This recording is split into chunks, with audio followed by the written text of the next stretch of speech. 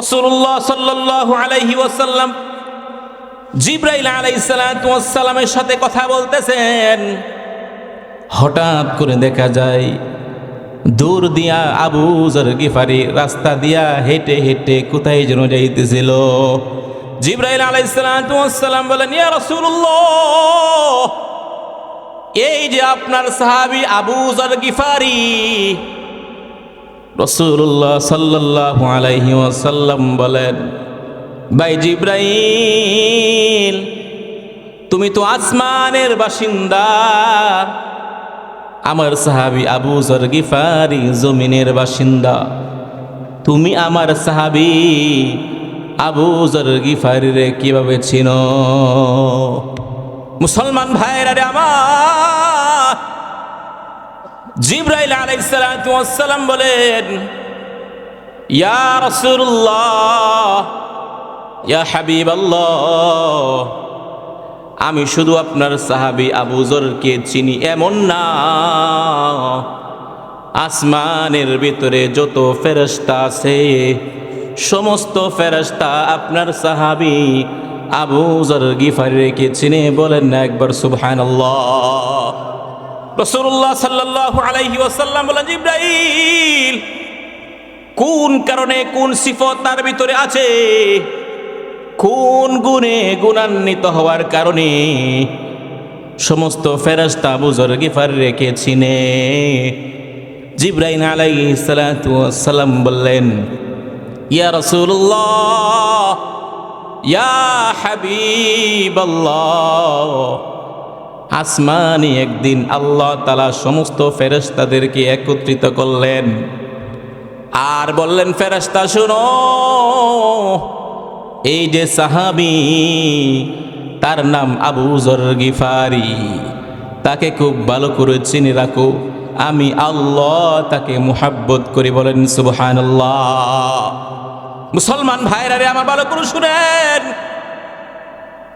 কেন ভালোবাসেন আল্লাহ বলেন শুনো।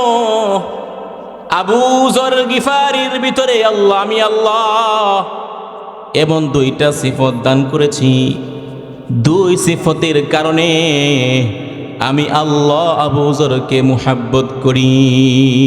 আল্লাহ তাআলা বলেন, শুনো ও ফেরেশতারা শুনো, এক নাম্বার সিফত Abu Zar Ghifari. Abu Zar Ghifari মনে করে দুনিয়ার ভিতরে কোনো মানুষকে যদি আল্লাহ সৃষ্টি করে থাকেন যে বান্দারা জাহান্নামী, আবু যর গিফারি মনে করে আমি হইলাম ওই জাহান্নামী, নিজেকে খুব ছোট মনে করে। সুবহানাল্লাহ।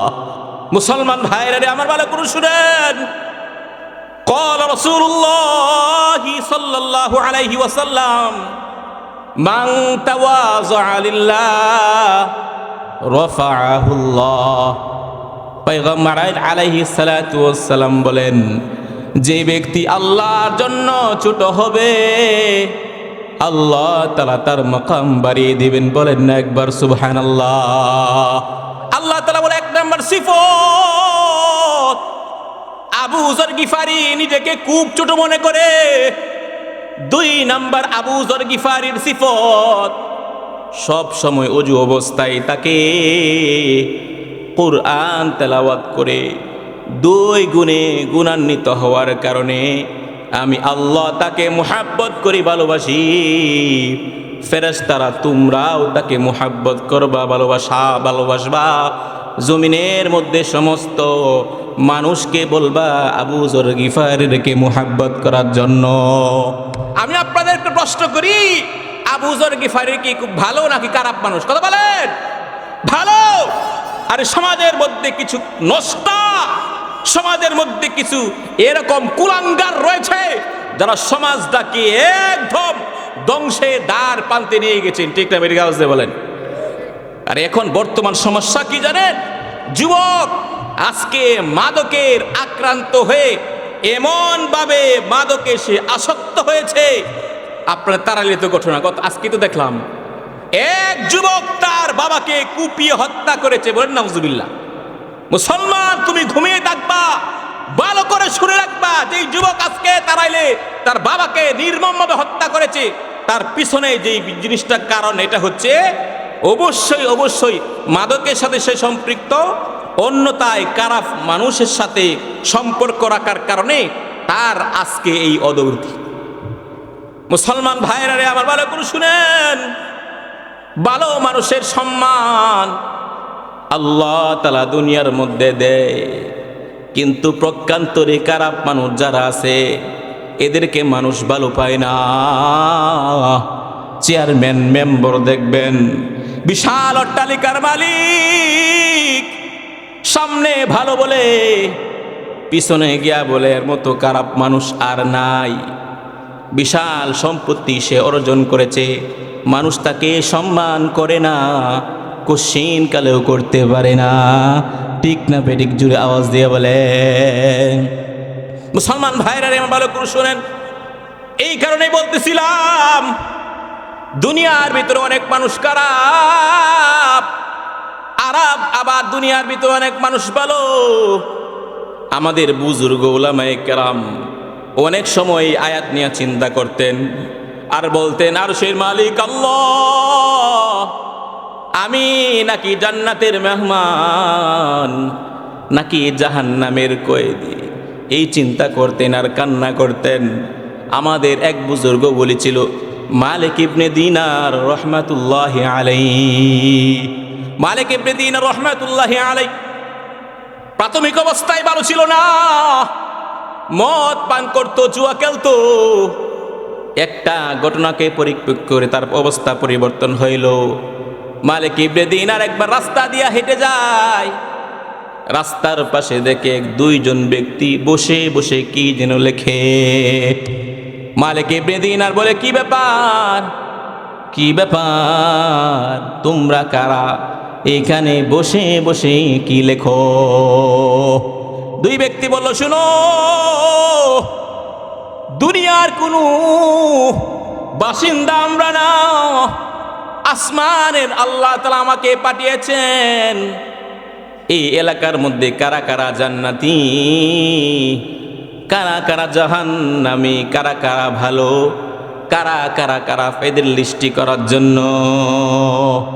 মালিক ইবনে দিনার বলে, শুনো, দেখো দেখো আমার নামটা ভালো মানুষের কাতারের ভিতরে আছে কি? ফেরেশতা বলল, তোমার নাম কি ভাই? বলল, আমার নাম মালিক ইবনে দিনার। দেখে না, বালা মানুষের লিস্টের ভিতরে মালিক ইবনে দিনার বলতে কোনো ব্যক্তির নাম না। বলো, যাও, তোমার কোনো নাম নাই, ভালো মানুষের লিস্টির ভিতরে তোমার নাম নাই। এই কথা বলতে দেরি মালিক ইবনে দিনার অজ্ঞান হারিয়ে ফেলল। কিছুক্ষণ পর যখন আবার তার জ্ঞানটা আসলো, চিন্তা আর পেরেশানি তার ভিতরে কাজ করলো। পেরেশান, অস্থিরতা পাগলের মতো হয়ে গেছে। মালিক ইবনে দিনার বলে, আল্লাহ, হায়াতের জিন্দেগির ভিতরে আমার নামটা তুমি ভালো মানুষের কাতারে লিখে দাও। আর দোয়া পড়তেছিল, উহিব্বুস সালিহিন ওয়ালাস্তু মিনহুম লাআল্লাল্লাহ ইয়ারযুকুনি সালাহান। মালিক ইবনে দিনার বলে, আল্লাহ, উহিব্বুস সালিহিন, আমি ভালো মানুষকে মুহাব্বত করি, উলামায়ে কেরামকে মুহাব্বত করি, নেককার মানুষকে ভালোবাসি। ওয়ালাস্তু মিনহুম, আমি ভালো মানুষ না। দোয়া করেন কি করে, চিন্তা করেন। দোয়া কবুল হওয়ার অনেক কারণ রয়েছে, 5টা কারণ দোয়া কবুল হওয়ার। এর মধ্যে একটা কারণ হচ্ছে এই, কোন বুজুর্গ ব্যক্তির উসিল্লায় দোয়া করে আল্লাহ তাআলা দোয়া কবুল করে। বলেন সুবহানাল্লাহ। দোয়া কবুল করে আল্লাহর ওলি নবী আলাইহিস সালাতু ওয়াস সালাম উসিল্লায় যদি দোয়া করা হয়, দোয়া কবুল এর একটা 1% সম্ভাবনা রয়েছে। মালিক ইবনে দিনার বলে, আল্লাহ, আমি আলেমকে মুহাব্বত করি, ভালোবাসি, যদিও আমি আলেম হতে পারলাম না। আমরা কার কার আলেমকে মুহাব্বত করি? হাত তুলেন তো দেখি। আল্লাহ তুমি সকলকে কবুল করবে না, আমিন। মালিক ইবনে দিনার বলেন, লাআল্লাল্লাহ ইয়ারযুকুনি সলাহান, আল্লাহ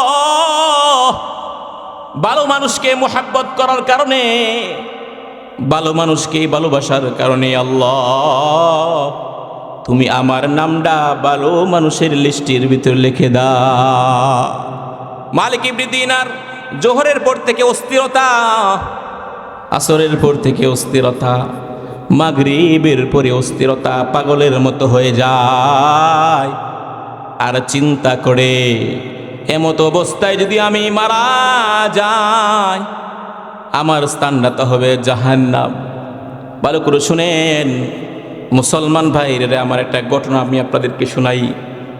দারুল উলুম দেওবন্দের প্রথম শাইখুল হাদিস ইয়াকুব মাদানী রহমতুল্লাহি আলাই, ইয়াকুব কাসিমি রহমতুল্লাহি আলাই জিন্দিগি বর নামাজ পড়েছে, কিন্তু তকবীরওয়ালা তার ছুটে না কোনোদিন। বলেন সুবহানাল্লাহ। ইয়াকুব নানতুবি রহমতুল্লাহি আলাই একদিনের ঘটনা, জোহরের পরে বয়ান শুরু করছেন। বয়ান শুরু করতে করতে আসর পর্যন্ত বয়ান করলেন। আসরের পরে হঠাৎ করে দোয়ার পরে মুসাফা করতে করতে করতে আসরের নামাজের টাইম শুরু হয়ে গেল। জামাত তৈয়ার হয়ে গেছে। ইয়াকুব নানতুবি রহমতুল্লাহি আলাই মসজিদ আইসা দেখে তাকবীর ওলা তারা ছুটে গেছে। নামাজের পরে পাগলের মতো হয়ে গেল। মুহিব্বিন যা ছিল চিন্তা করলো তাড়াতাড়ি যাই ডাক্তারের বারাত, ডাক্তার নিয়ে আসি। ইয়াকুব নানতুবি রহমতুল্লাহি আলাই বলে, না শুনো, ডাক্তারের প্রয়োজন হবে না, মাগরিবের আজানটা হতে দাও। মুহিব্বিনরা বলল, হুজুর কি ব্যাপার, কি হলো? ইয়াকুব নানতুবি রহমতুল্লাহি আলাই বলেন, আমি আমার হায়াতের জিন্দিগির ভিতরে বালেগ হওয়ার পরে কোনো নামাজ তাকবীর ওয়ালা ছুটে নাই, এমন কোনো সময় হয় নাই। আজকে আসরে নামাজ তাকবীরওয়ালা ছুটে গেল, আর আমার ভিতরে বই হইতেছে। এমত অবস্থায় যদি আমি আল্লাহ তাআলার দরবারে হাজির হয়ে যাই, আল্লাহ তাআলা যদি বলে, কি ব্যাপার, তুমি তো আমার নিকট এমন অবস্থায় আসছো যে শেষ নামাজের মধ্যে এরকম ছিল না, তাড়াতাড়ি মাগরিবের আজানটা হতে দাও। দেখা গেল মাগরিবের আজান হইল। নামাজ পড়ার পরে পরিপূর্ণ সুস্থ হয়ে গেল। বলেন সুবহানাল্লাহ। যে কথা বলতেছিলাম ভালো করে শুনেন, মালিক ইবনে দিনার রাত্রিবেলার ঘুম তার হয় না। দোয়া করতে করতে করতে করতে হঠাৎ করে তার জীবনী আসলো, তন্দ্রা চলে আসলো। হঠাৎ করে তন্দার ভিতরে দুই ফেরেশতার সাথে সাক্ষাৎ। ফেরেশতা বললে, মালিক ইবনে দিনার কি ব্যাপার, কি হলো? তোমার ভিতরে তো অস্থিরতা কেন, এত পাগল কেন? মালিক ইবনে দিনার বলে, শুনো, দুনিয়ার ভিতরে আমার নামটা তো ভালো মানুষের কাতারের ভিতরে নয়। ফেরেশতা বললে, মালিক ইবনে দিনার শুনো, আমরা লিস্টি নিয়ে যখন আসমানে নিয়ে গেলাম, আসমানে গিয়া দেখি আল্লাহ তাআলা কুদরতিভাবে একটা লিস্টি তৈরি করেছেন। ওই লিস্টির ভিতরে আল্লাহ তাআলা নামটা লেখছেন। বলেন সুবহানাল্লাহ। মুসলমান ভাইরা ভালো করে শুনেন, মালিক ইবনে দিনার এর নামটা স্বয়ং আল্লাহ নিজ কুদরতি হাতে ভালো মানুষের লিস্টের ভিতরে লেখছেন। বলেন সুবহানাল্লাহ। সমাজের ভিতরে এই কারণে বলি, ভালো করে শুনবেন, আপনার সন্তান ভালো কি খারাপ এইটা তদারকি করতে হবে আপনাকেই। অন্যথায় যদি মনে করেন না, আমার সন্তান যেখানে ইচ্ছা যেখানে যাক, যার সাথে ইচ্ছা তার সাথে থাক, কিছুদিন পরে দেখবেন এই সন্তান আপনার নিয়ন্ত্রণের বাইরে চলে যাবে। ঠিকটা বেঠিক আওয়াজ দিয়ে বলে। মুসলমান ভাইরা আমার ভালো করে শুনেন, যে কথা বলতেছিলাম, 2 নাম্বার বললাম সমাজের মধ্যে খারাপ মানুষ। সমাজের মধ্যে খারাপ হওয়ার অনেকগুলা কারণ আছে। এর মধ্যে এক কারণ উলামায়ে কেরামের সোহবতে না যাওয়া। সমাজের মধ্যে কিছু হেলথ পণ্ডিত আছে, বুদ্ধিজীবী, এমন বুদ্ধিজীবী, বুদ্ধির কারণে মাথার মধ্যে আর চুল নাই, ঠিক না বেঠিক আওয়াজ দিয়ে বলে।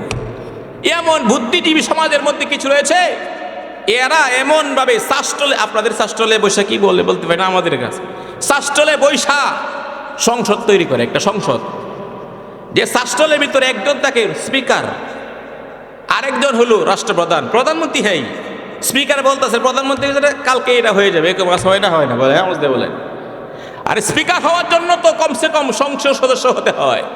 কিন্তু আমাদের এলাকার শাস্ত্রলেগুলোর মধ্যে স্পিকার হইতে গেলে, মন্ত্রী হলে আর সংসদ সদস্য হওয়ার দরকার হয় না।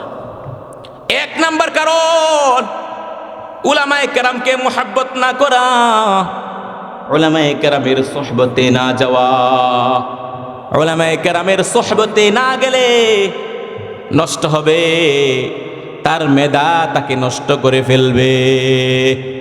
যেমন নাকি আল্লামা ইকবাল রহমাতুল্লাহি আলাইহি, আল্লামা ইকবাল বহুত বড় এক দার্শনিক, ভালো করে শুনবেন,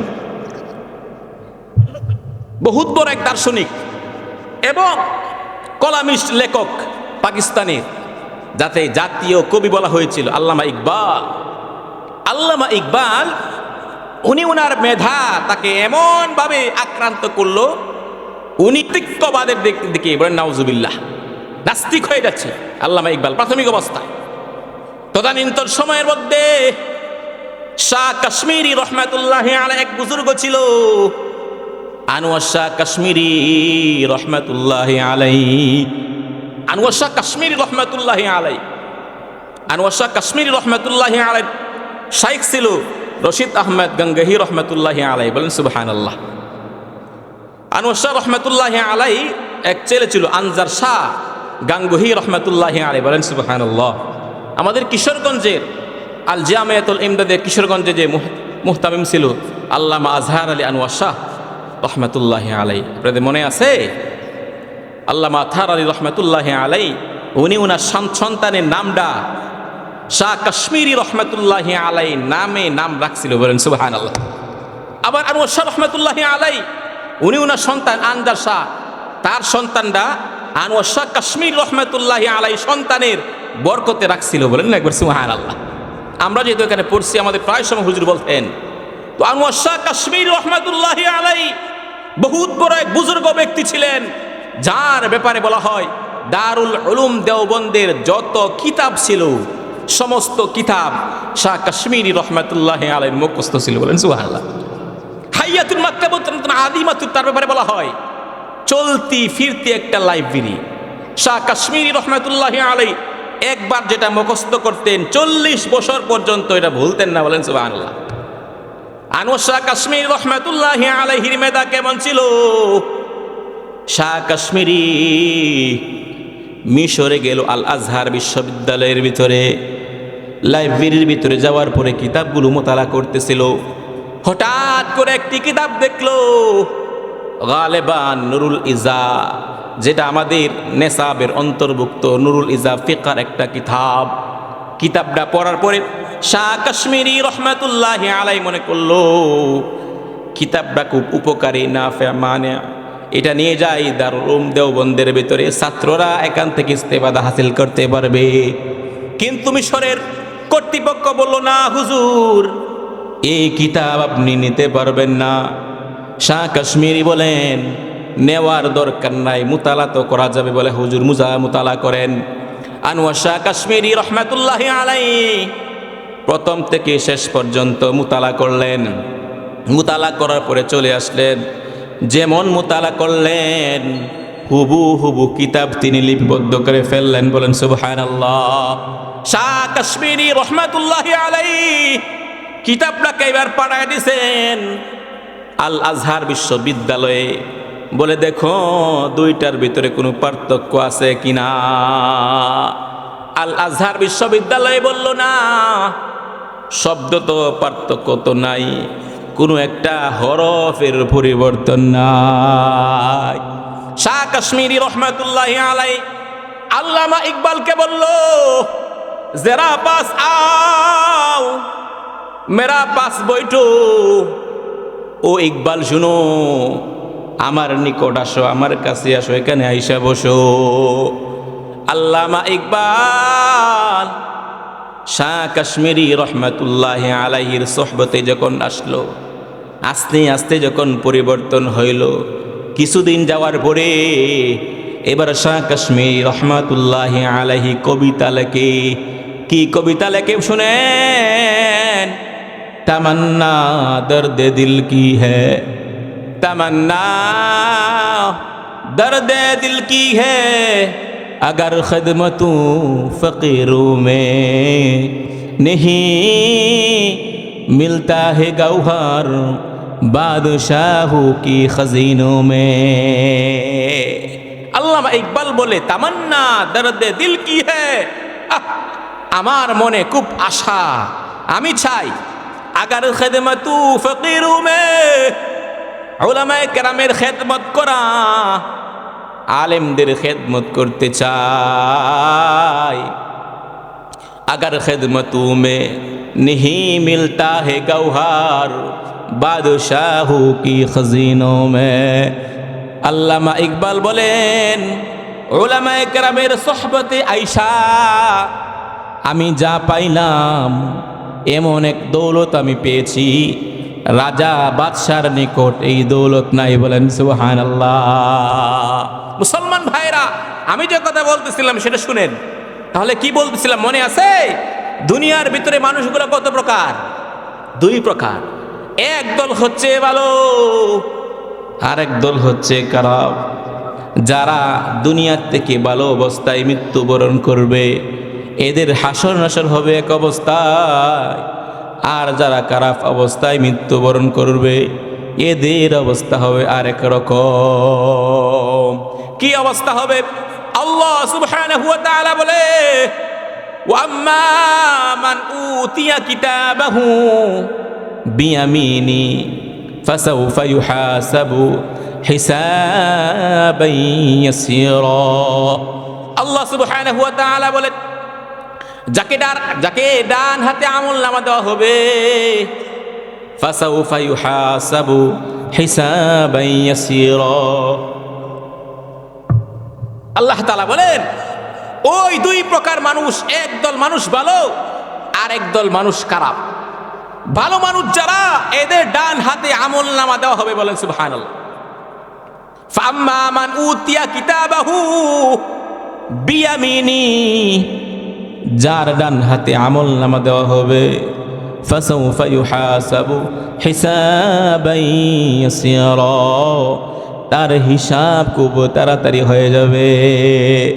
আয়েশা সিদ্দিকা রাদিয়াল্লাহু তাআলা আনহা বলেন, ইয়া রাসূলুল্লাহ, ইয়া হাবিবাল্লাহ, হাশরের ময়দানে লক্ষ লক্ষ কোটি কোটি মানুষ একসাথে হবে, এদের সবার যদি হিসাব নেওয়া হয় লম্বা সময় লেগে যাবে। আল্লাহ তাআলা হিসাব কিভাবে নেবেন?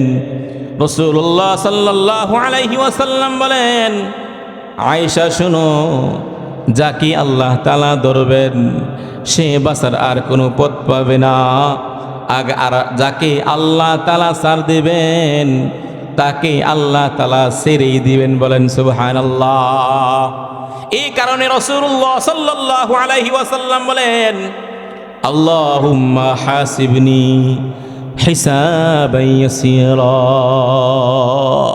বান্দা, তোমার জন্য, তোমার যদি আমলনামা সহজে দরকার লাগে, এই দোয়া তুমি পড়ো, আল্লাহুম্মা হাসিবনি হিসাবান ইয়াসীরা। দোয়া সকলে মুখস্থ করতে পারেন? কথা বলেন। সুন্নতি দোয়া আমরা কয়টা জানি? বলেন কয়টা?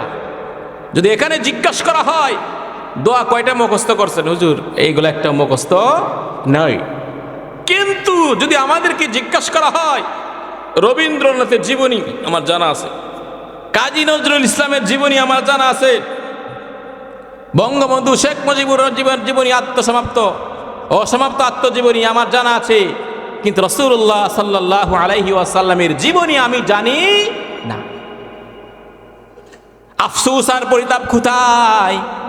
রাসূলুল্লাহ সাল্লাল্লাহু আলাইহি ওয়াসাল্লাম বলেন, এই দোয়া পড়বা, আল্লাহুম্মা হাসিবনি হিসাবান ইয়াসীরা। আল্লাহ তাআলা বলেন, ওয়া নাদউল মাওয়াজিনাল কিসতা লিয়াউমিল কিয়ামাতি ফালা তুজলামু নাফসুন শাইআ। আল্লাহ তাআলা বলেন, আমি আল্লাহ হাশরের ময়দানে মিজানের পাল্লা আমি আল্লাহ তাআলা দাঁড় করাবো। ফামান ইয়ামাল মিসকালা যাররাতিন খায়রান ইয়ারা ওয়া মান ইয়ামাল মিসকালা যাররাতিন শাররান ইয়ারা। ইমাম বুখারী রাহমাতুল্লাহি আলাইহি ওনার প্রসিদ্ধ কিতাব বুখারী শরীফ, আমরা সকলে চিনি না বুখারী শরীফ? তো ইমাম বুখারী রাহমাতুল্লাহি আলাইহি উনি উনার বুখারী শরীফের ভিতরে একটা ছোট্ট একটা হাদিস আনছে, ছোট্ট হাদিস, কালিমাতানে খাফিফাতানে ফিল লিসান সাকিলাতানে ফিল মিজান হাবিবাতানে ইলা রহমান।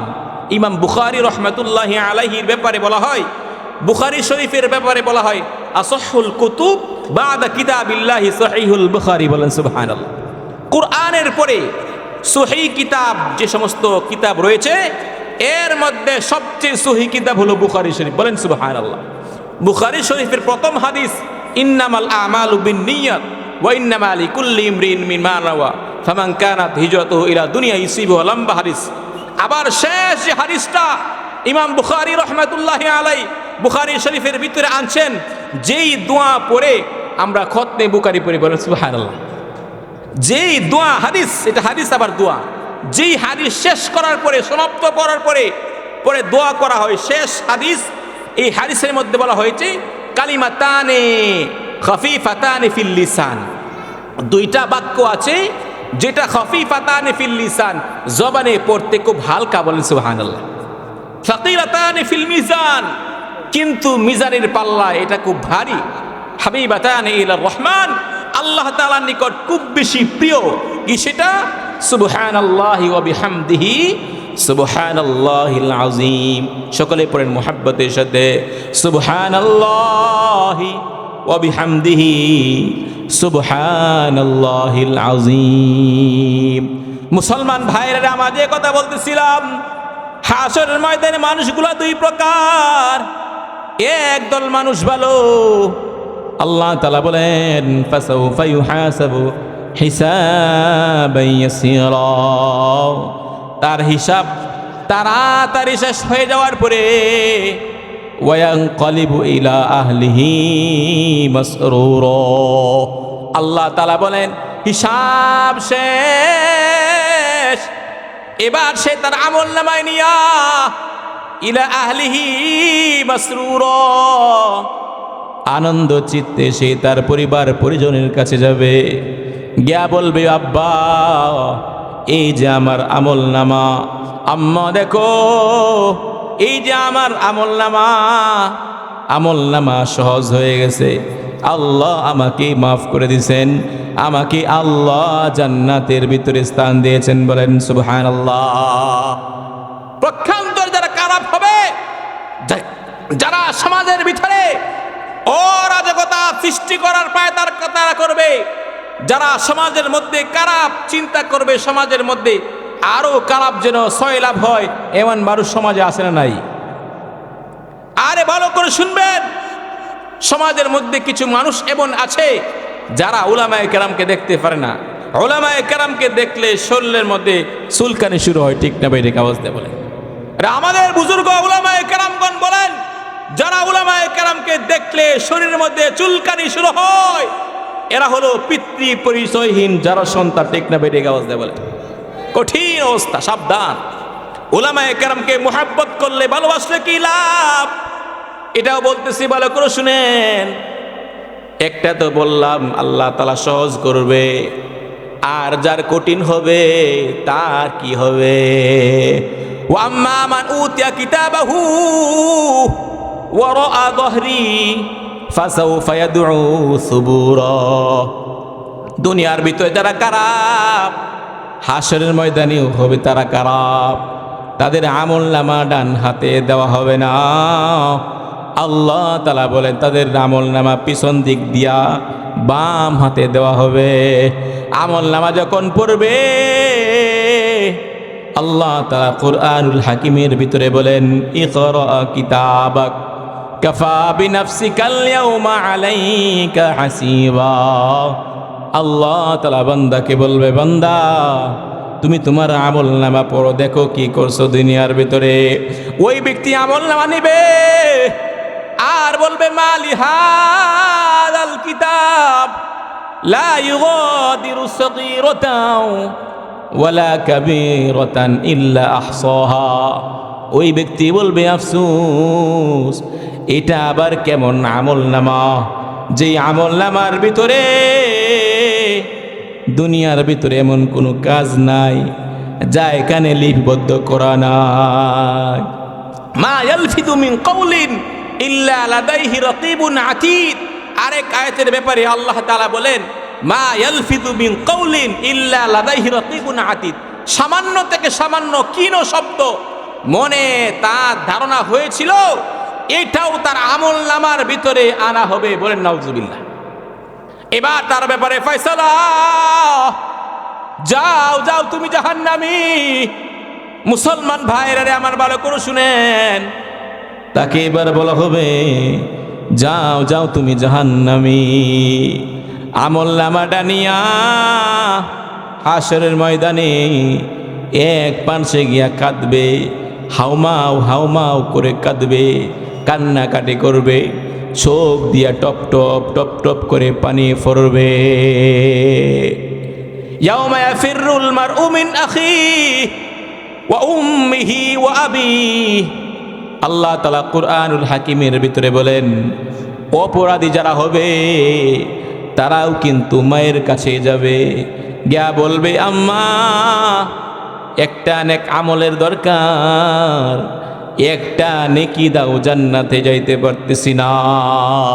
মা সন্তানকে বলবে সন্তান শুনো শুনো, না না দুনিয়ার ভিতরে আমার কোনো সন্তান ছিল না, দুনিয়ার ভিতরে আমার তো বিবাহ হয় না।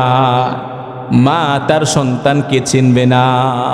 মুসলমান ভাইরা আমার ভালো করে শুনবেন, আজকে যে সন্তানের জন্য মাতার গাম পায়ে ফেললেন, আজকে যে সন্তানের জন্য অবৈধভাবে টাকা উপার্জন করলেন, আজকে যে স্ত্রীর কারণে জাহান্নামে যাওয়ার জন্য হারাম জিনিস ভক্ষণ করলেন, হাশরের ময়দানে আপনার স্ত্রী আপনার সাথী হবে না, আপনার সন্তান আপনার সাথী হবে না, ওই দিন বন্ধুরাও আপনার সাথী হবে না। সাথী কে হবে এটা শুনেন। এবার ওই ব্যক্তি যখন আমলনামা নিয়ে কাঁদবে আর আফসোস করবে, বলবে ইয়া লাইতানি লাম আত্তাখিদ ফুলানান খলিলা। ওই ব্যক্তি বলবে আফসোস, দুনিয়ার ভিতরে এমন ব্যক্তিকে বন্ধু বানিয়েছিলাম, এমন ব্যক্তিকে ভালো মানুষ মনে করেছিলাম, তার সাথে চলাফেরা করতাম, কিন্তু আফসোস আজকে হলো পরিতাপ, সে তো আমাকে জাহান্নামের কয়েদি বানায়া দিল। মুসলমান ভাইরা আমার, এক পর্যায়ে ওই ব্যক্তিরা জাহান্নামের এক পাশে গিয়া কাঁদবে আর কাঁদতে থাকবে, হাউমাউ হাউমাউ করে কাঁদবে। ফেরেশতা আয়েশা বলবে কি ব্যাপার, কি হলো তোমার, কাঁদতেছো কেন?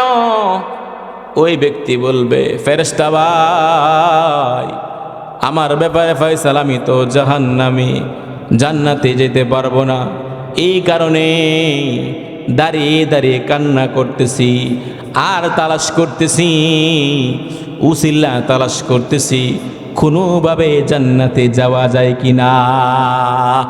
মুসলমান ভাইরা আমার ভালো করে শুনেন, ফেরেশতা এবার তাকে বলবে শুনো, দেখো দেখো দুনিয়ার ভিতরে কোনো উলামায়ে কেরামকে মুহাব্বত করতা কিনা, কোনো আলেমকে ভালোবাসতা কিনা, দুনিয়ার ভিতরে কোনো সন্তান আলেম আছে কিনা, বলেন আপনার জন্য একটি সন্তানকে আপনি তৈরি করছেন? না, করেন নাই, বরঞ্চ আপনার সন্তানকে টাকার পাহাড় বানাইয়া শিল্পপতি কোটিপতি বানিয়েছেন, ডাক্তার ইঞ্জিনিয়ার বানিয়েছেন, কসম আল্লাহর বলে দিলাম এই সন্তান হাসরের ময়দানে আপনার কোনো কাজে আসবে না, আসবে না। কোন সন্তান কাজে আসবে? قال رسول الله صلى الله عليه وسلم من قرأ القرآن فاستظهره فحل حلاله وحرم حراما أدخله الله الجنة وشفعه في 10 من أهل بيته قد وجبت له النار أو كما قال عليه الصلاة والسلام। এই হাদিসের ভিতরে আল্লাহ রাসূল বলেন তোমার কোন সন্তান কাজে আসবে এটা শুনে ভালো করে।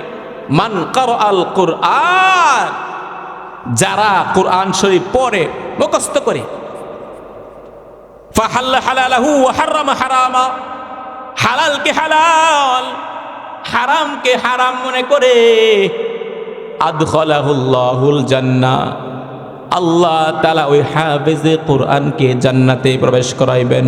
বলেন সুবহানাল্লাহ। শুধু প্রবেশ করাইবেন এমন তো না, আরো তাকে এমন পাওয়ার দেওয়া হবে। আল্লাহ রাসূল বলেন ওয়াশাফাহু ফি 10 মিন আহলি বাইতিহি, রাসূলুল্লাহ সাল্লাল্লাহু আলাইহি ওয়াসাল্লাম বলেন হাফেজে কোরআন 10 জন জাহান্নামের ব্যাপারে সুপারিশ করবে। আমি আপনাদেরকে বলি, দুনিয়ার ভিতরে কোনো সময় সিস্টেমে হয়ে পড়ে গেলে এমপি সাহেব ফোন দিলে কোনো সমস্যা থাকে? বলেন থাকে না। চেয়ারম্যান সাহেব যদি আপনার ব্যাপারে সুপারিশ করে আর কোনো সমস্যা থাকবে? থাকবে না। কিন্তু হাসরের ময়দানে চেয়ারম্যানের খাওয়া নাই, মন্ত্রী মিনিস্টার এমপির কোনো খাওয়া তা নাই, চলবে না, চলবে না। বরং কি হবে? আল্লাহ রাসূল বলেন 10 জন ব্যক্তিকে হাফেজে কোরআন সুপারিশ করে করে জান্নাতে নিয়ে যাবে। কারা কারা কারা কারা সেই ব্যক্তি জান্নাতে যাবে? কোন সেই ব্যক্তি? আল্লাহ রাসূল বলেন মিন আহলি বাইতিহি, তার পরিবার পরিজন হতে হবে। হাফেজে কোরআন সুপারিশ করতে পারবে তার পরিবারের সম্পর্কে। আমি আপনাদেরকে বলি, যে হাফেজে কোরআন যেই বাড়িতে তাইখা লজিং মাস্টারের ঘরে তাইকা সে খাবার গ্রহণ করে হাফেজে কোরআন হইল, ওই ছাত্র কি কোশ্চিন কালেও লজিং মাস্টারের খালাম্মা আর লজিং মাস্টারকে রাইখা জান্নাতে যাবে? জোরে আওয়াজ দিয়ে বলেন যাবে? কোশ্চিন কালেও যাবে না। এই কারণে সুস্পষ্ট ভাষায় বলা যায়, যদি আপনার সন্তান না হয় আপনি একটি সন্তানকে রাখবেন লজিং মাস্টার হিসেবে। এই কারণে হাসরের দিন যেন ওই হাফেজে কোরআনটা আমার জন্য সুপারিশ করে। বলেন সুবহানাল্লাহ। এমন অনেক ঘটনা আছে, আমাদের সাথে অনেক বন্ধু বান্ধব ছিল, এরা প্রায় সময় আমাদেরকে বলতো ভাই গ্রামে এক মাদ্রাসায় পড়তাম, অনেক সময় এমন হতো ঘরের মধ্যে খাবার কিচ্ছুই থাকতো না, ঘরের মধ্যে খাবার কিছু নাই, রাত্রেবেলায় ঘরে পা করার মতো কিছু নাই। কিন্তু দেখা গেছে লজিং মাস্টার যে মহিলা আছে সে রাত্রেবেলায় খাওয়া দাওয়া কিচ্ছু করে নাই, বরঞ্চ আমার জন্য একটা ডিম বাজি করে আমাকে দিয়ে দিছে আর বলছে বাবা শুনো আমাদের খাবার দরকার নাই, তুমি কে হাফেজে কোরআন হও। বলেন সুবহানাল্লাহ। মুসলমান ভাইরা আমার কোনো শুনেন, যে কথা বলতেছিলাম ওই জাহান্নামী ব্যক্তি সামনে গিয়া কাঁদতে থাকবে আর ফেরেশতা বলবে ও ভাই দেখো দেখো দুনিয়ার ভিতরে কোনো আলেমকে মুহাব্বত করতে কিনা, কোন আলেমকে ভালোবাসতা কিনা। এবার সে চিন্তা করবে দেখি দেখি দুনিয়ার ভিতরে এমন কোন আলেমকে মুহাব্বত করতাম কিনা, এমন কোন আলেমকে ভালোবাসতাম কিনা। হঠাৎ করে যদি তার মনে হয়, হঠাৎ করে মনে হবে হা হা হা দুনিয়ার ভিতরে এক আলেমকে আমি আল্লাহ তোমার জন্য মুহাব্বত করতাম। বলেন সুবহানাল্লাহ। হঠাৎ করে তার মনে হবে যে দুনিয়ার ভিতরে এক আলেম তো ছিল, তাকে আমি আল্লাহ তোমার জন্য মুহাব্বত করতাম, ভালোবাসতাম। ফেরেশতা এবার আল্লাহ তাআলা নিকট বলবে আল্লাহ তার সাক্ষী পাওয়া গেছে, বলেন সুবহানাল্লাহ। আল্লাহ তাআলা বলবে, শোনো, তুমি মুহাব্বত করলে চলবে না, দেখতে হবে আলেম কি তোমাকে মুহাব্বত করতো কিনা। আল্লাহ তাআলা কুদরতিভাবে ওই আলেমকে তার সামনে আইসা দাঁড় করিয়ে দিবেন। এবার ওই ব্যক্তি বলবে, হুজুর আমি তো আপনাকে মুহাব্বত করতাম, আমি তো আপনাকে ভালোবাসতাম। আল্লাহ তাআলা বলবেন, আপনি কি তাকে মুহাব্বত করতেন কিনা? খালি মুহাব্বত করলে হবে না, আলেম কি তাকে মুহাব্বত করতো কিনা এটার সার্টিফিকেট লাগবে। আলেম ব্যক্তি বলবে, আল্লাহ ওই ব্যক্তি আমাকে মুহাব্বত করতো, আমিও তাই ভালোবাসতাম। একদিনের ঘটনা, কনকনে শীতের ভিতরে রাত্রে 12টা বেজে গেল। তারাইল বাজারে দাঁড়িয়ে রয়েছি, ফাইকফাড়া গ্রামে আসবাম, যানবাহনের কোনো ব্যবস্থা নাই, গাড়ি নাই, কিছু নাই। হঠাৎ করে দেখি ওই গরিব লোকটা রিক্সা নিয়ে দাঁড়ায় আছে, আর বলে, হুজুর কোথায় যাবেন বলেন? আমি বললাম, যাবো পাইকপাড়া, টাকা কত? রিক্সাওয়ালা বলল, হুজুর টাকা দেওয়ার দরকার নাই, আমি আপনাকে মোহাব্বত করে ভালোবেসে এই জায়গাটুকু পৌঁছে দেব।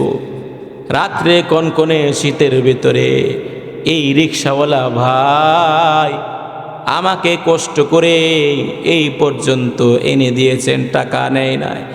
এরপর থেকে আমি আল্লাহ নিকট দোয়া করলাম, আল্লাহ তুমি যদি আমাকে জান্নাতে দাও, আল্লাহ আমি এই ব্যক্তিকে নিয়ে জান্নাতে যাব, বলেন সুবহানাল্লাহ।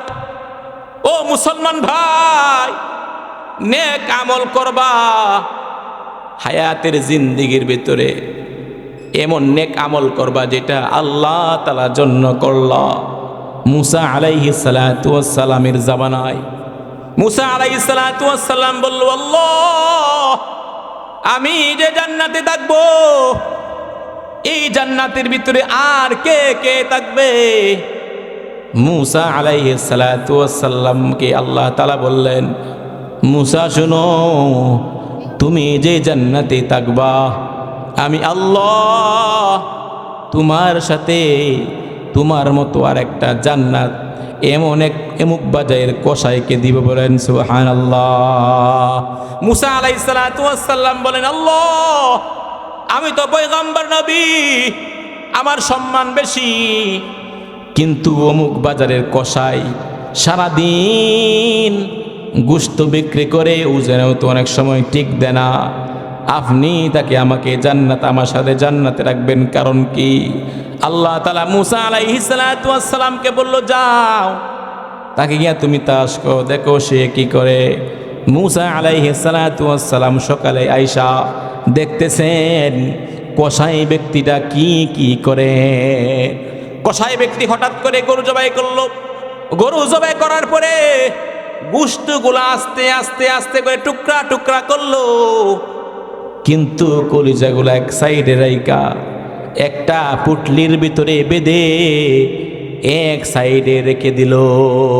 সন্ধ্যার আগ মুহূর্ত সময় এই কসাই ব্যক্তি এই কলিজার টুকরা পুটলিটা নিয়া বাড়ির দিকে রওনা হয়েছেন। পিছনে পিছনে মুসা আলাইহিস সালাতু ওয়াস সালাম যাচ্ছেন। মুসা আলাইহিস সালাতু ওয়াস সালাম তার পিছনে যেতে যেতে গিয়া দেখেন একটা বাড়ির ভিতরে এই কসাই ব্যক্তি ঢুকছে। মুসা আলাইহিস সালাতু ওয়াস সালাম তার পিছনে পিছনে গিয়া দেখে কসাই ব্যক্তির এক মা আছে যে জন্মান্ধ। কসাইরা নিজের হাতে কলিজার টুকরা মায়ের জন্য কলিজা পাক করলো। পাক করার পরে নিজ হাতে মাকে খাওয়াইলো, এরপরে নিজে খাইলো, সন্তানকে খাওয়াইলো। মুসা আলাইহিস সালাতু ওয়াস সালামের বুঝতে আর দেরি হলো না। আল্লাহ তাকে এই সিফত দান করেছে, এই গুণ দান করেছে, এই কারণে সে তার মাকে মুহাব্বত করে, মাকে ভালোবাসে। মাকে মুহাব্বত আর ভালোবাসার করার কারণে আল্লাহ তাআলাকে সিফত দান করেছে। সমাজের ভিতরে আমাদের ভিতরে অনেক যুবক আছে, মা রে ভাত দেন, আছে না নাই? বাবাকে চিনে না, মাকে বৃদ্ধাশ্রমে রাখি। কোথায়? বৃদ্ধাশ্রমে রাখি। বাবারা ভালো করে শুনেন, আমি তো কসম দিয়ে বলতে পারি, বলি আপনার একটা সন্তান যদি হাফেজে আলেম হয়, কুরআনি শিক্ষায় শিক্ষিত হয়, কসম আল্লাহর, লিল্লাহি তাল্লাহি ওয়াল্লাহি, কশ্চিন কালেও আপনাকে বৃদ্ধাশ্রমে রাখবে না বাবা, রাখবে না, কশ্চিন কালেও না। বরঞ্চ যদি আপনার সন্তানকে সুশিক্ষায় শিক্ষিত করে বিশাল অট্টালিকার মালিক বানান, তাহলে ভয় আছে আপনার এই বৃদ্ধাশ্রমে রাখা। কিছুদিন আগে পত্রিকার ভিতরে একটা সংবাদ প্রকাশ হয়েছিল, এমনভাবে খুব হেডলাইন হয়েছিল, কি জানেন? এটা হচ্ছে এই বৃদ্ধাশ্রমে এক মহিলা থাকত, বৃদ্ধাশ্রমে, তার নাম ছিল নূর বানু, এরকম একটা নাম ছিল, নূর বানু। সে তার সন্তানকে সুশিক্ষায় শিক্ষিত করে বিসিএস ক্যাডার বানিয়ে সরকারি চাকরি বাকরি হয়ে তার ছেলে শহরের ভিতরে বিশাল অট্টালিকার মালিক, কিন্তু মা তাকে একটা বৃদ্ধাশ্রমে। একদিনের ঘটনা, বৃদ্ধাশ্রমের ভিতরে মা একদিন চিঠি লিখলো, একটা চিঠি, ভালো করে শুনবেন, চিঠি লিখলো তার সন্তানকে উদ্দেশ্য করে, যে চিঠিটা আমার দেশ পত্রিকা সবিস্তারে এটা প্রকাশ করেছিল। সে লিখতেছে, বাবা শুনো, বাবা শুনো শুনো, আমি এখন বৃদ্ধাশ্রমে, রাত্রে একা একা, তোমার কি ওই স্মৃতি মনে পড়ে না? একদিনের ঘটনা, আম গাছতে পড়ে তোমার পাটা ভেঙে গিয়েছিল, তোমাকে সবাই নিয়ে হাসপাতালে নিয়ে গেল, আমিও তোমার সাথে ছিলাম। হঠাৎ করে ঘুমের ভিতরে তুমি বললাম, মা আমার ভয় লাগতেছে। আমি বলছিলাম, সন্তান আমি তোমার সাথে আছি, তোমার কোনো ভয় নাই। মা বলে, বাবা ওই দিন আমি তোমার সাথে ছিলাম, তোমার কোনো ভয় ছিল না। আজকে প্রত্যেক রাত ঘুমের ভিতরে আমি স্বপ্নে দেখে ভয় পাই, আমার সঙ্গী সাথে কাউকেও খুঁজে পাই না। আমার সন্তান শুনো, তুমি যখন বিসিএস ক্যাডার হয়েছিল, টাকার প্রয়োজন ছিল, তোমার বাবা দুনিয়া থেকে অনেক আগেই বিদায় নিয়ে গিয়েছিল। আমি আমার কানের একটা নলুক বিক্রি করে ওই টাকা দিয়া ফর্ম ফিল আপের ব্যবস্থা করেছিলাম। এরপরে সরকারি শিক্ষায় শিক্ষিত হয়ে সরকারি চাকরি করলাম। আরেকটা নলুক আমার কানে আছে। ও সন্তান শুনো, হায়াতের জিন্দিগি মনে হয় আমার শেষ জীবনে আমার একটা আশা, আমি চাই আমার লাশটা তোমার বাবার কবরের পাশে রাখবা। এই কারণে টাকার দরকার নাই, আমি আমার আসলের ভিতরে একটা স্বর্ণ রাখছি, এইটা বিক্রি করার পরে যে পরিমাণ টাকা হবে, সম্পদ হবে, এইটা বিক্রি করে কাফন দাফনের ব্যবস্থা করিও। মুসলমান ভাইয়েরা, আমার যে কথা বলতেছিলাম ভালো করে শুনেন। ওই ব্যক্তি যখন হাসরের ময়দানে দাঁড়িয়ে থাকবে, ওই বুজুর্গ ব্যক্তি বলবে, আল্লাহ আমি তাকে মাফ করে দিলাম, আমিও তাকে মোহাব্বত করতাম। আল্লাহ তাআলা বলবে, আমল নামায় একটা সুপারিশ করে দাও। আলেম যখন তার আমল নামায় সুপারিশ করবে, আল্লাহ তাআলা তাকে জান্নাতের ভিতরে প্রবেশ করাইবেন। বলেন সুবহানাল্লাহ। মুহতারাম হাজিরিন, তাহলে বলতেছিলাম দুনিয়ার ভিতরে মানুষ কত প্রকার? দুই প্রকার। আবার হাসরের ময়দানে মানুষ কত হবে? দুই প্রকার। আবার হাসরের ময়দানের পরে মানুষগুলা দুই প্রকারে বিভক্ত হবে। এক দল জান্নাতি, আরেক দল হলো জাহান্নামী। ও মুসলমান, জান্নাতি কারা, জাহান্নামী কারা? জান্নাতের ভিতরে আল্লাহ তাআলা কি কি নিয়ামত রাখছেন, জাহান্নামের ভিতরে কি কি শাস্তি রাখছেন? মুসলমান ভাইরা ভালো করে শুনেন। জান্নাতের ভিতরে আল্লাহ যে সমস্ত নিয়ামত রাখছেন, যারা দুনিয়ার মধ্যে হবে ভালো, হাসরের ময়দানে ডান হাতে আমল নামা দেওয়া হবে। আল্লাহ তাদেরকে জান্নাতে প্রবেশ করাবে। জান্নাতের এক ঘটনা আল্লাহ তাআলা আল্লাহ রাসূল সাল্লাল্লাহু আলাইহি ওয়াসাল্লাম হাদিস শরীফে বিভিন্ন জায়গায় এই ঘটনা ব্যক্ত করছেন। এটা হলো জান্নাতের ভিতরে একটা জায়গা আছে, এটা করে মাজিদের ময়দান। বলেন সুবহানাল্লাহ। কিসের ময়দান?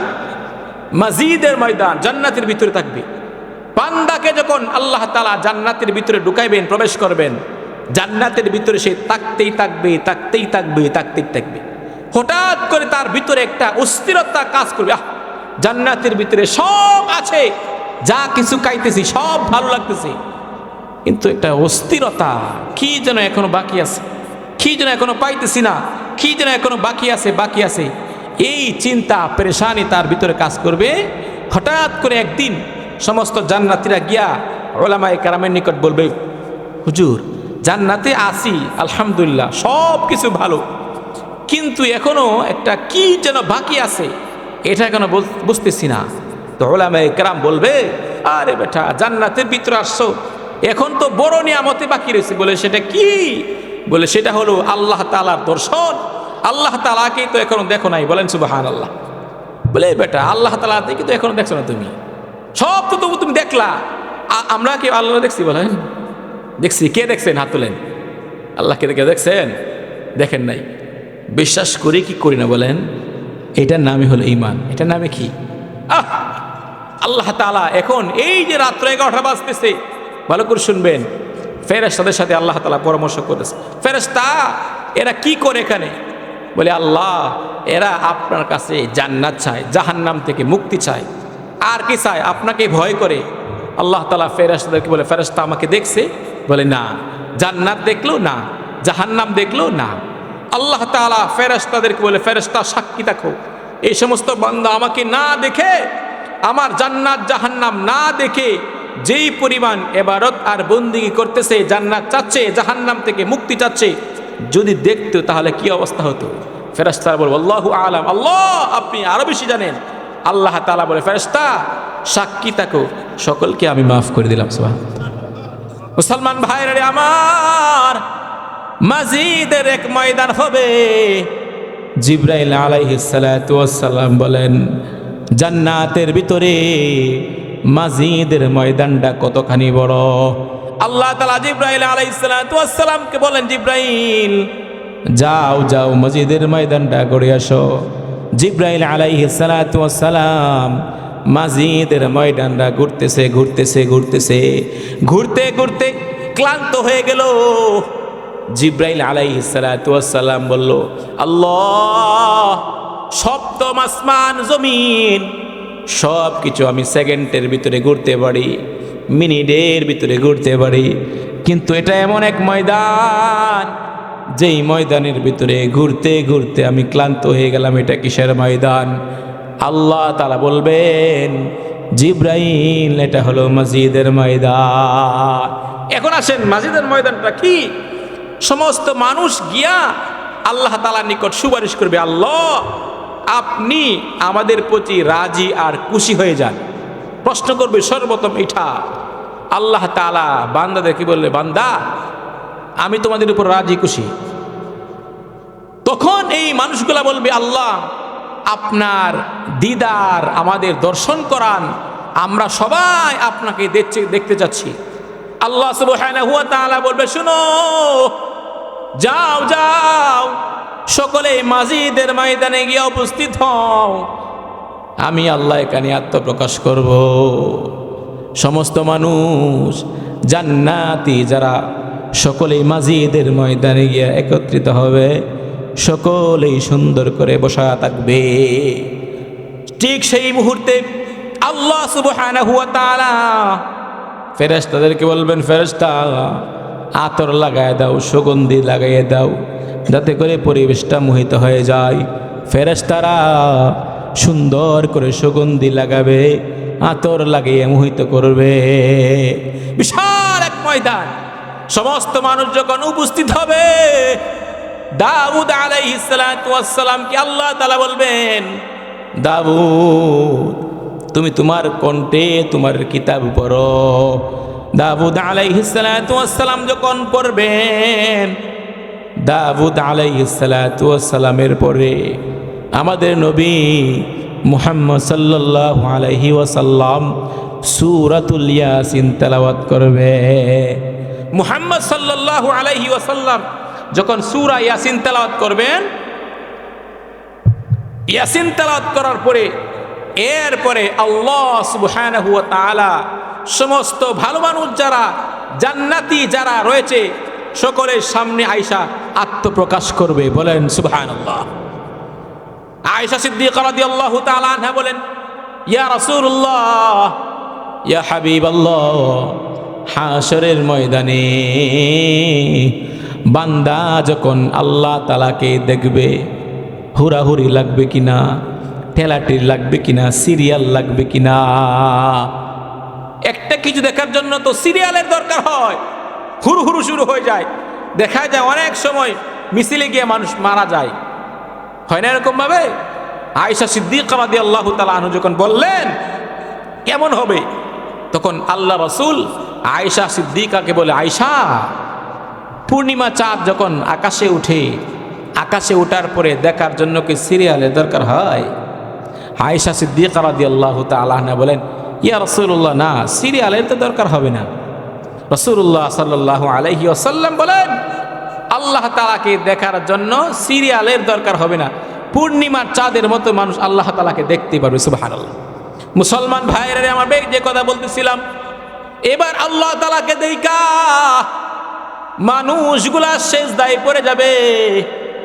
আল্লাহ তাআলা কোরআন তেলাওয়াত করবেন, আর রহমান আল্লামাল কোরআন খলাকাল ইনসান আল্লামাহুল বায়ান আশ-শামসু ওয়াল কমারু বিহাসবান ওয়ান নাজমু ওয়াশ-শাজারু ইয়াসজুদান ওয়াস-সামাআ রাফা'আহা ওয়া ওয়াদা'আল মিজান আল্লাহ তাতগাউ ফিল মিজান। আল্লাহ তাআলা তেলাওয়াত করবে আর বলবেন, ফাবি আইয়ি আলাই রাব্বিকুমা তুকাজ্জিবান।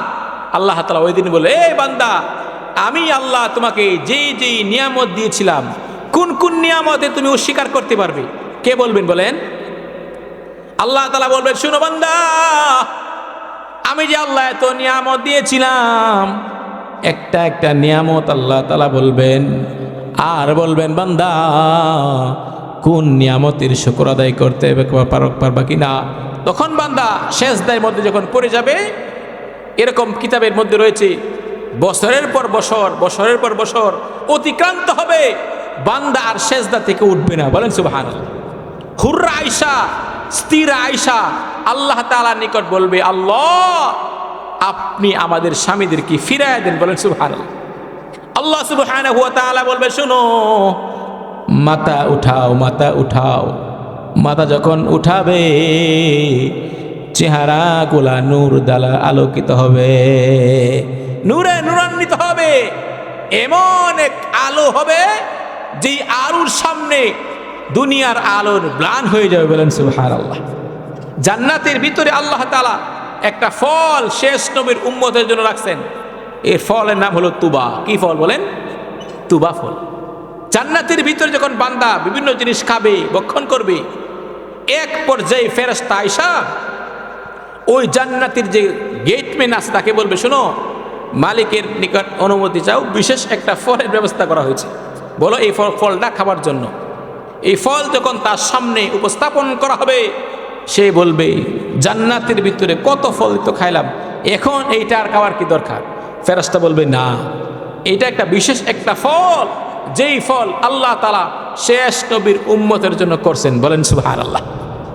এবার ওই ব্যক্তি যখন এই তুবা ফল খাবে, খাওয়ার পরে সে মোহিত হবে, পাগল হবে। সে বলবে, আহ, জান্নাতের ভিতরে কত ফল খেলাম, কিন্তু এই ফলের মতো হবে না। বলেন সুবহানাল্লাহ। মুসলমান ভাইয়ের মাঝে কথা বলতেছিলাম, একদল জান্নাতি, জান্নাতের ভিতরে নিয়ামত, জাহান্নামের ভিতরে শাস্তি। ও মুসলমান, কুরআনুল কারীমের ভিতরে আল্লাহ তাআলা যেই জায়গায় জান্নাতের আলোচনা করছেন, সাথে সাথে জাহান্নামের আলোচনা করছেন। এবার আল্লাহ সুবহানাহু ওয়া তাআলা বলেন, যারা খারাপ মানুষ তাদের জন্য জাহান্নাম। জাহান্নামটা কেমন হবে?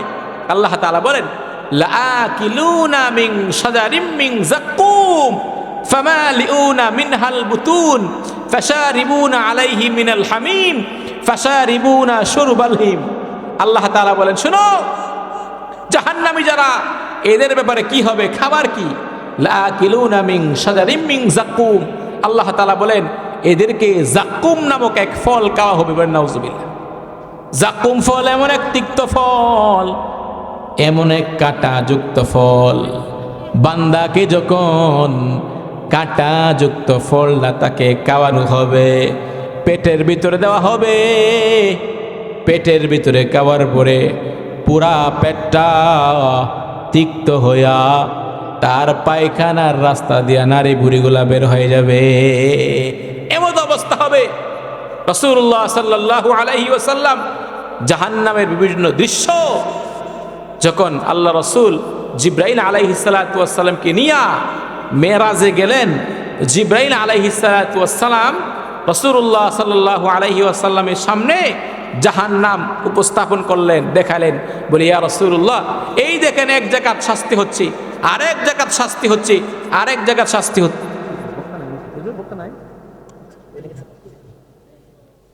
শুনেন ভালো করে যে কথা বলতেছিলাম, জাহান্নামের শাস্তিটা কি হবে? আল্লাহ সুবহানাহু ওয়া তাআলা বলে, আল্লাহ রাসূল সাল্লাল্লাহু আলাইহি ওয়াসাল্লাম যখন জাহান্নামের দৃশ্য তার সামনে উপস্থাপন করা হলো, আল্লাহ রাসূল সাল্লাল্লাহু আলাইহি ওয়াসাল্লাম দেখেন এক জায়গায় অনেকগুলা মহিলাদেরকে তাদের স্তনের সাথে এরকম আংটা লাগায়া উলঙ্গ অবস্থায় চিৎ করিয়া শুয়াইয়া এরকম ভাবে উলঙ্গ অবস্থায় রাখা হয়েছে। রাসূলুল্লাহ সাল্লাল্লাহু আলাইহি ওয়াসাল্লাম বলেন, জিব্রাইল, এদের এই অবস্থা কেন? কোন কারণে এই অবস্থা হলো? কেন এই অবস্থা? জিব্রাইল আলাইহিস সালাতু ওয়াস সালাম বলেন, ইয়া রাসূলুল্লাহ, ইয়া হাবিবাল্লাহ, দুনিয়ার ভিতরে যে সমস্ত মহিলারা খারাপ কাজ করত, মানুষদেরকে জাহান্নামের দিকে আহ্বান করত, মানুষদেরকে সুন্দর সুন্দর কথা বইলা আকৃষ্ট করত, এই কারণে এদেরকে জাহান্নামে দেওয়া হয়েছে। রাসূলুল্লাহ সাল্লাল্লাহু আলাইহি ওয়াসাল্লাম আরেক জায়গায় গিয়া দেখে একটা মানুষের মাথাকে পাথর দ্বারা চূর্ণ বিচূর্ণ করা হইতেছে, পাথর দ্বারা। রাসূলুল্লাহ সাল্লাল্লাহু আলাইহি ওয়াসাল্লাম জিব্রাইল আলাইহিস সালাতু ওয়াস সালামকে বলল, জিব্রাইল, কি ব্যাপার, এইটা হওয়ার কারণ কি? জিব্রাইল আলাইহিস সালাতু ওয়াস সালাম বলল, ইয়া রাসূলুল্লাহ, ইয়া হাবিবাল্লাহ, ওই ব্যক্তিটা আসরের নামাজ কাজা করছে, মাগরিবের নামাজ পড়ে নাই, এশার নামাজ পড়ে নাই, ফজরের নামাজ পড়ে নাই, আসরের নামাজ পড়ে নাই। আসরের নামাজ না পড়ার কারণে আসর থেকে শুরু করে মাগরিব পর্যন্ত তাকে কষ্ট দেওয়া হচ্ছে। মাগরিবের নামাজ না পড়ার কারণে মাগরিব থেকে এশা পর্যন্ত তাকে কষ্ট দেওয়া হচ্ছে। এশার নামাজ না পড়ার কারণে এশা থেকে ফজর পর্যন্ত কষ্ট দেওয়া হচ্ছে। মুসলমান ভাইরা, যে কথা বলতেছিলাম ভালো করে শুনেন, বক্তা নিয়ে আসেন তাড়াতাড়ি, ভালো করে শুনেন যে কথা বলতেছিলাম। যেই মানুষটা ভালো, তার সমাজে একটা মূল্যায়ন আছে না নাই? বলেন, আছে না নাই? আছে। ভালো মানুষকে সবাই মুহাব্বত করে, সবাই ভালোবাসে। আমি আপনাদেরকে প্রশ্ন করি, উসমান হাদি ভাইকে সবাই চেনেন কি চিনেন না? বলেন, চিনেন না? এক উসমান হাদি সমস্ত মানুষদেরকে উজ্জ্বল এক দৃষ্টান্ত স্থাপন করেছেন, যে সে হলো উসমান হাদি। বলেন সুবহানাল্লাহ। আরে জালেমের বিরুদ্ধে একাই যিনি প্রতিবাদ করেছেন তিনি হলেন উসমান হাদি। বলেন সুবহানাল্লাহ। কিন্তু পরিতাপের বিষয়, উসমান হাদি বলে গিয়েছিল, আমি যদি মারা যাই, আমি যদি মৃত্যুবরণ করি, আমার পরে যেন হত্যাকারীদের বিচার করা হয়। কি করা হয়? বিচার করা হয়।